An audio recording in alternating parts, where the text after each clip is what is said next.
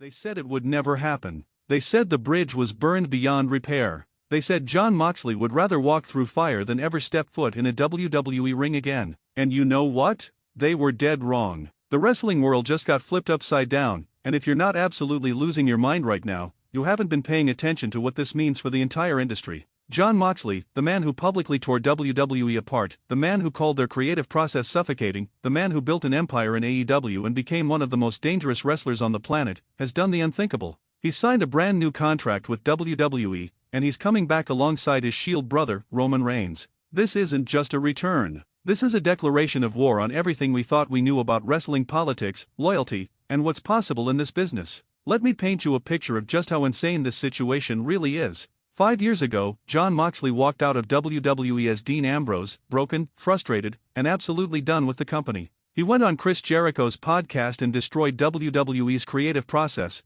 calling it a system that sucked the life out of performers. He talked about gas masks, shots in the butt, and ridiculous promos that made him feel like a fool. He said he was miserable, that he couldn't be the performer he wanted to be, and that leaving was the best decision of his life. Then Moxley went to AEW and New Japan and showed the world what he could really do. He became a multiple-time world champion, had Match of the Year candidates, bled buckets, and proved that Dean Ambrose was just a fraction of what Jon Moxley could be when the chains were taken off. He became the measuring stick for what a liberated wrestler could accomplish outside of WWE's system. He was the poster boy for wrestlers who wanted creative freedom, who wanted to work a more physical style, who wanted to be treated like adults instead of characters in someone else's story. And now he's going back. But here's where it gets absolutely mind-blowing. He's not going back as a desperate veteran looking for one last payday. He's not crawling back with his tail between his legs. Sources are saying this is one of the biggest contracts WWE has offered anyone in recent memory. We're talking main event money, we're talking creative input, we're talking about a deal that had to have Vince McMahon and Paul Levesque both signing off on terms that would have been unthinkable just a few years ago.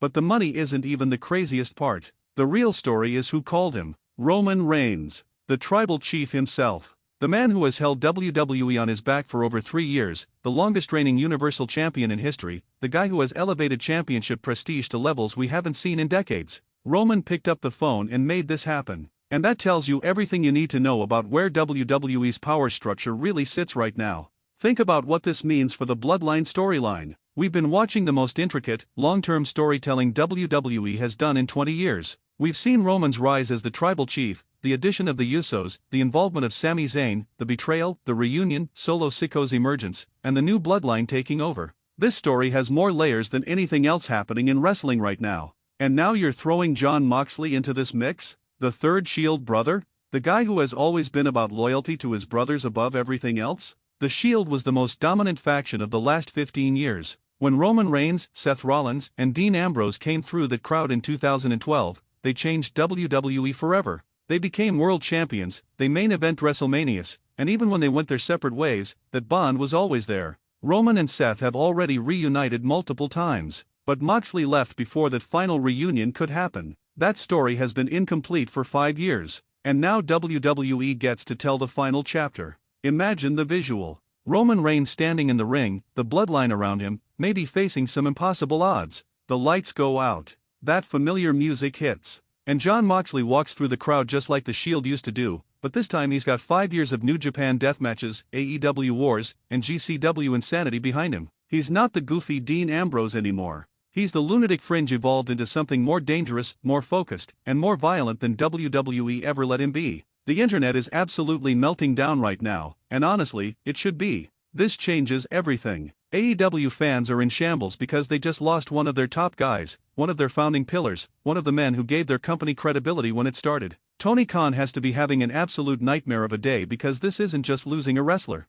This is losing a statement that AEW could keep WWE's castoffs and make them into bigger stars. Moxley was proof that leaving WWE could be the best career move possible. And now he's going back, which creates a narrative that AEW might not want out there. But let's be real about something that's making people furious right now. The timing of this is absolutely calculated, and it's the kind of strategic business move that makes wrestling fans feel manipulated. AEW has been struggling with ratings, they just lost CM Punk, they're dealing with backstage drama, and now this. WWE didn't just sign Moxley. They took him at the exact moment it would hurt AEW the most. That's not an accident. That's warfare. That's Vince McMahon and Paul Levesque playing chess while everyone else is playing checkers. And here's what should really make you angry: the fans who supported Moxley's journey, who bought his AEW merch, who celebrated his freedom, who pointed to him as proof that you could thrive outside WWE, they just got told that money and WrestleMania moments still matter more than everything else. Now, before you come at me, I'm not saying Moxley sold out.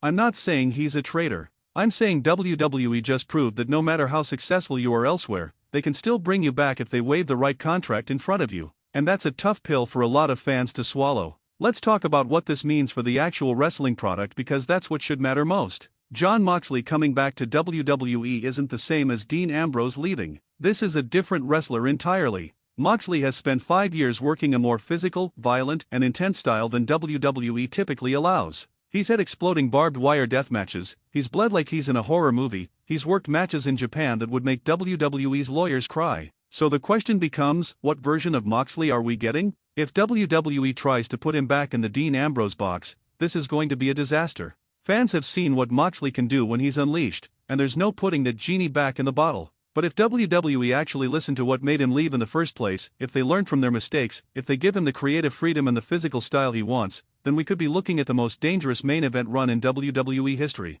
Imagine Moxley with Reigns in his corner, working a harder style, cutting promos that actually feel real, and being treated like the legitimate badass he became outside WWE. The matches this opens up are insane. Moxley versus Cody Rhodes, two guys who left WWE and became megastars, now colliding over who deserves to be the face of the company. Moxley versus Seth Rollins, the Shield brothers who took such different paths after WWE, finally getting the proper rivalry they never fully had. Moxley versus Drew McIntyre, two guys who reinvented themselves after leaving, now fighting to prove who did it better. And obviously, the story everyone wants: what happens when the Shield has to face the Bloodline? Brother versus brother, family versus family, with the future of WWE hanging in the balance. But here's what nobody's talking about yet, and it's the part that should have every wrestling fan on the edge of their seat. Jon Moxley is 38 years old. Roman Reigns is 39. Seth Rollins is 38. These guys are in their prime right now, but that window won't stay open forever. This might be the last chance to do the Shield story properly, to give it the ending it deserves, to create those WrestleMania moments that will be replayed for the next 30 years. WWE knows this. Reigns knows this. And Moxley clearly knows this too, or he wouldn't have come back. The cynical part of me wonders if this was always the plan. Did Moxley leave WWE 5 years ago knowing he'd eventually come back, but only after he'd rebuilt himself on his own terms? Did WWE always leave the door open because they knew the Shield story was too valuable to leave unfinished? Were Reigns and Moxley talking this entire time, planning for the moment when it would make the most sense to reunite? Because this doesn't feel like a desperate signing. This feels like a chess move that was planned several years in advance. Social media is absolutely exploding right now with reactions from everyone in the wrestling business. AEW wrestlers are being suspiciously quiet, probably because they don't want to say the wrong thing and create drama. WWE wrestlers are hyping this up like it's the biggest thing ever, because for them, it absolutely is. And fans are split right down the middle between people who think this is the greatest thing ever and people who think Moxley betrayed everything he stood for. That division alone is going to create months of content, arguments, and engagement that will keep this story hot. Let's address the elephant in the room: CM Punk. Everyone's thinking it, so let's talk about it. Punk left WWE, became a megastar in AEW, then his AEW run ended in disaster, and now he's back in WWE to the biggest reactions of his life. Is Moxley following the same path? Is this proof that WWE is the destination, no matter what? Or is this different because Moxley's AEW run was actually successful, unlike Punk's messy departure? The comparisons are going to be everywhere, and it's going to fuel the tribal warfare between WWE and AEW fans for years. Now let's get into the business side of this because it's absolutely fascinating. WWE is currently merged with UFC under TKO, they just signed a massive Netflix deal, their stock is at all-time highs, and they're operating with more financial power than they've ever had. They can afford to bring back anyone they want, offer contracts that no other company can match, and stack their rosters so deep that the competition can't keep up. Moxley coming back isn't just about nostalgia or storylines.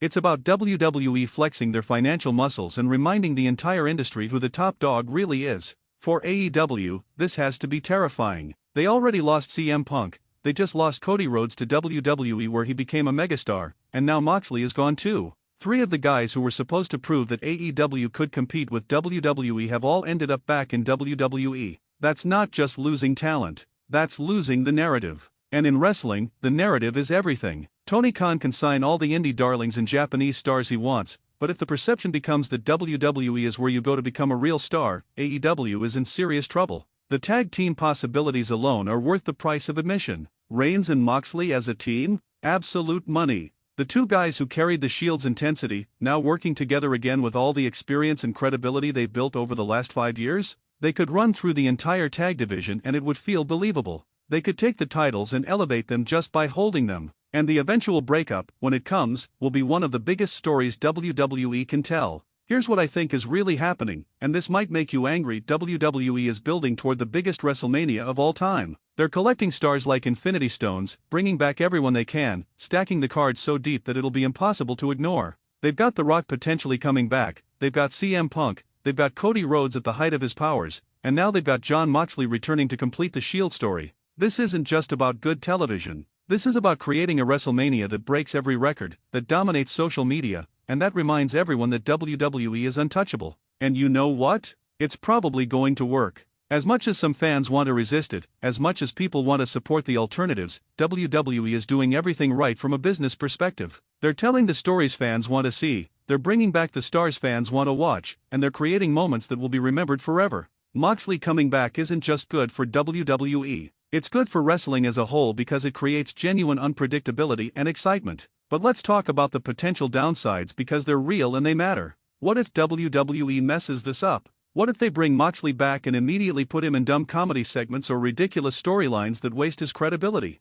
What if the same creative issues that made him leave in the first place are still there? What if this is just a short-term nostalgia pop that doesn't lead to anything meaningful? Those are legitimate concerns, and fans have every right to be skeptical until they see how this actually plays out. The wrestling business is about to get very interesting. WWE now has arguably the deepest roster they've ever had, with multiple generations of stars all working together. They've got legends like Rollins and Reigns at the peak of their powers, they've got rising stars like Cody and Gunther establishing themselves, and now they've got Moxley coming back with something to prove. The next 12 months could determine the direction of wrestling for the next decade. So what's the move here? Where does this story go from here? My prediction, Moxley shows up sometime in the next few months, probably around a major pay-per-view. Roman Reigns will be in trouble, facing impossible odds against Solo Sikoa's bloodline or some other threat. The lights will go out. That music will hit. And Moxley will walk through the crowd one more time, but this time he's coming to save Roman, not fight him. They'll stand together, the Shield reunited one final time, and they'll wage war against everyone who stands in their way.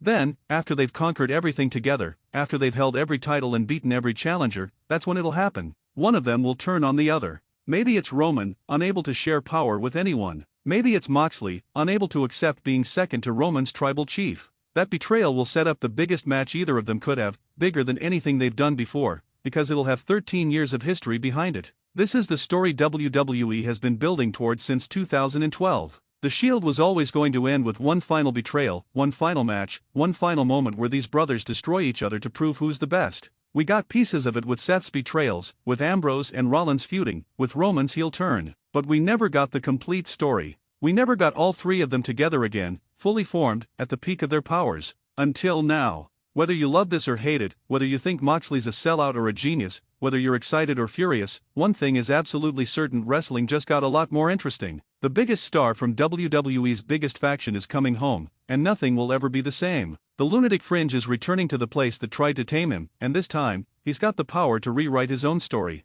This is going to be insane, and we're all about to witness history.